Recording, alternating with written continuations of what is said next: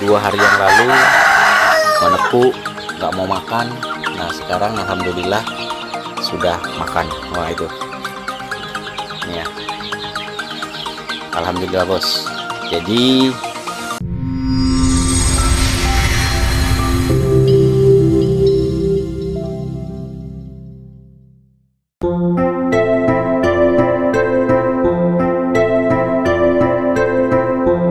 Assalamualaikum warahmatullahi wabarakatuh. Selamat pagi,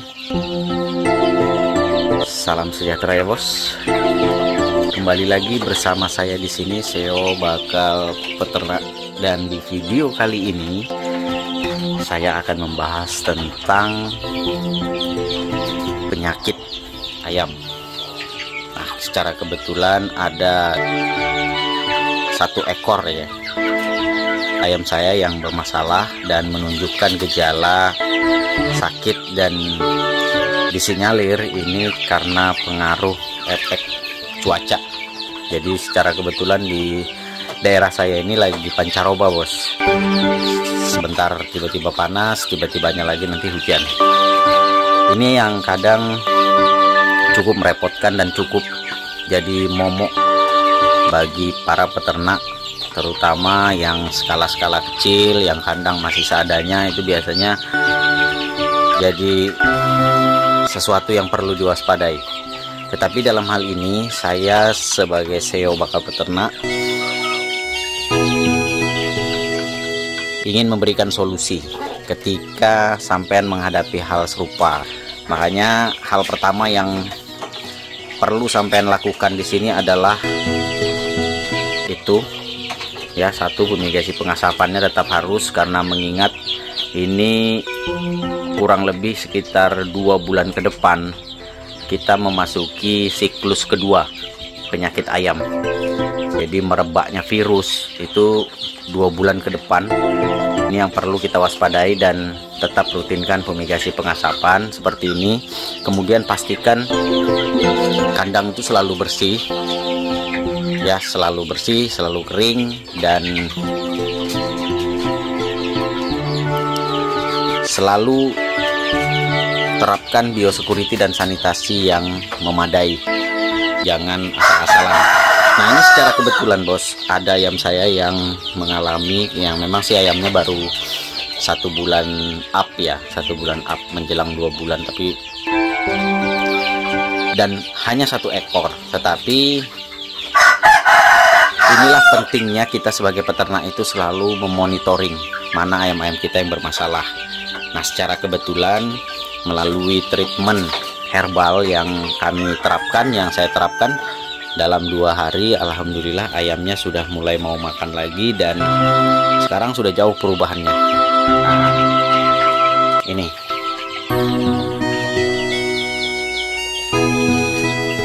kemarin tuh nggak mau makan bos, sama sekali nggak mau makan. Jadi yang lain itu pada makan, dia cuman tidur aja di sana itu dengan pucat.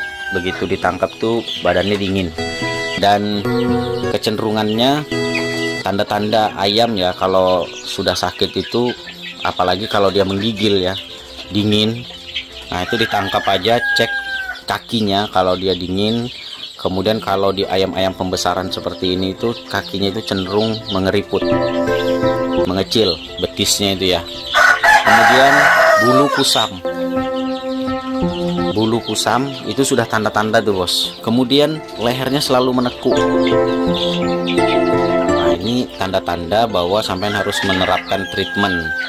Dan di sini saya sebenarnya tidak bercerita obat, tetapi pencegahan supaya jangan berlanjut menjadi sakit.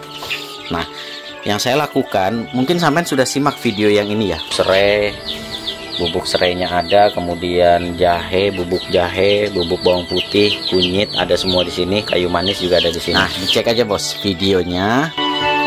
Di video ini saya menjelaskan tentang bagaimana mengatasi ayam-ayam kita yang bermasalah di musim hujan, terutama musim dingin. Itu biasanya kan kita nggak bisa minta tuh bos. Jadi jangan, dalam hal ini jangan salahkan cuacanya, tapi bagaimana kita menerapkan ayamnya yang harus kita rawat. ini 2 hari yang lalu meneku, nggak mau makan. Nah sekarang alhamdulillah sudah makan. Wah itu ini ya, alhamdulillah bos. Jadi kita hanya menggunakan bubuk herbal yang sudah saya buatkan videonya sih sebenarnya bos. Sebenarnya ini nggak perlu dikupas tuntas lagi apa aja di dalamnya, sampai simak aja lah video sebelumnya. Nah ini, nah cuman bedanya karena ini menangani 1 ekor ayam yang bermasalah, maka kita harus sepetkan.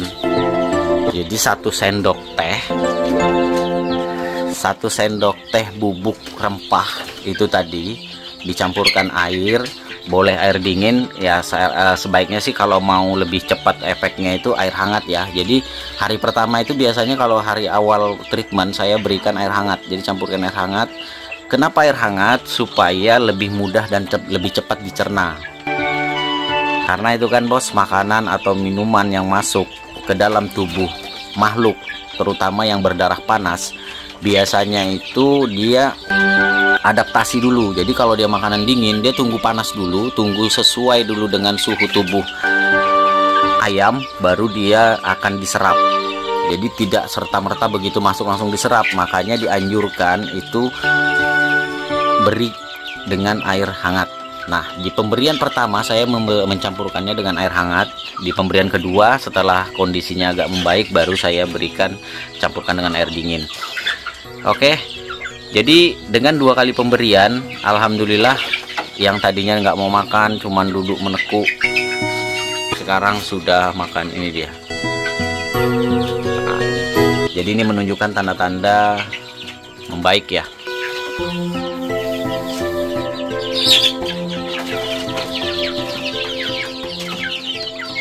Nah itu dia. Nah, sudah lincah bos. Jadi jangan salahkan cuacanya bosku, tapi yang terpenting dan yang paling utama adalah pastikan kandang sampean itu tetap kering, tetap bersih, dan pastikan sanitasi biosecurity-nya juga memadai. Kemudian selalu rutin lakukan monitoring. Nah kalau dalam satu kawasan kandang seperti ini, itu selalu awasi, karena itu kadang nggak ketahuan tuh bos, tiba-tibanya drop, mungkin 1 atau 2 ekor. Tapi kalau ini dibiarkan, ini akan berkelanjutan. Ya memang ketika kita berbicara cuaca, ini adalah faktor eksternal bos, faktor di luar dari kemampuan kita untuk mengendalikan. Maka tugas kita sebagai peternak untuk selalu memonitoring, menganalisa kondisi dari ayam-ayam kita. Jadi contoh seperti yang ini, saya biasanya ketika saya melakukan monitoring sembari memberi makan, saya biasanya selalu mengawasi ayam-ayam saya itu 1 demi 1 seperti ini. Saya pastikan ketika setengah jam atau 1 jam setelah makan, itu saya akan awasi mana yang telihnya itu belum berisi, berarti dia nggak mau makan tuh. Ini pentingnya monitoring bos, pentingnya tugas kita sebagai peternak. Nah apakah ini wajib? Ya wajib bos. Jadi kalau sampai nggak mau mengawasi atau memonitoring ayam sampean, mending nggak usah ternak, karena kasihan ayamnya. Nah ini contoh seperti ini. Kalau seandainya saya nggak monitoring atau nggak saya awasi, ya saya kebablasan bos. Nah ini kan nih, walaupun bulunya masih kusam, tapi setidaknya dia sudah mulai lincah, gesit, dan mau makan. Ini yang paling sebenarnya, kasus-kasus seperti ini sebenarnya kasus kecil, sebenarnya sepele.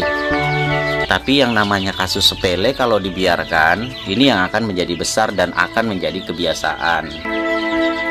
Itu adalah beberapa hal penting yang ingin saya sampaikan melalui video ini, agar supaya sampean selalu memperhatikan metode atau manajemen perawatan di kandang sampean. Karena terkadang bos, kalau ayam sudah bermasalah, itu kita sudah buang energi 2 kali lipat, bahkan 2-3 kali lipat. Kenapa? Karena energi merawatnya lagi, belum lagi yang sehat harus kita tetap kita pantau, belum lagi kita harus mengawasi yang sakit.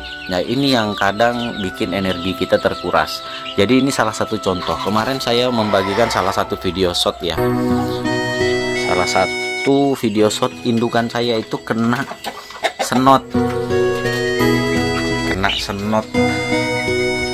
Karena memang proses adaptasi juga. Satu, karena ini pendatang baru ya.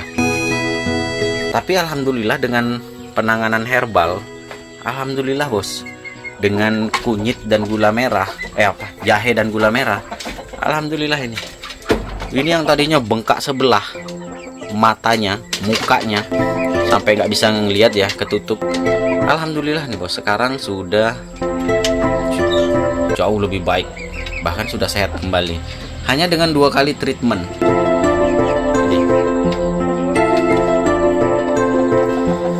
Jadi penting sekali bos monitoring itu. Jadi kalau sampai nggak mau melakukan monitoring atau memantau perkembangan dari ayam sampean, wah repot bos, kasihan ayammu. Padahal sepele aja, masalahnya hanya sepele. Tapi yang sepele ini kalau dibiarkan ini akan menjadi besar dan akan berakibat fatal kalau kita biarkan berlarut-larut. Akhirnya juga akan menjadi kebiasaan buruk buat sampean. Biar aja ntar juga sembuh sendiri. Wah parah nih bos. Dan sampai sejauh ini alhamdulillah saya lebih cenderungnya memang tidak menggunakan kimia, tapi melakukan perawatannya dengan cara herbal. Dan alhamdulillah sih sejauh ini yang saya upload dan saya rilis video-videonya, alhamdulillahnya ayamnya terbantu. Oke bosku, jadi ini sharing singkat di pagi ini ya. Oke bosku, itu saja saya akhiri, kurang lebihnya mohon maaf. Assalamualaikum warahmatullahi wabarakatuh. Salam sukses dari Bakal Peternak.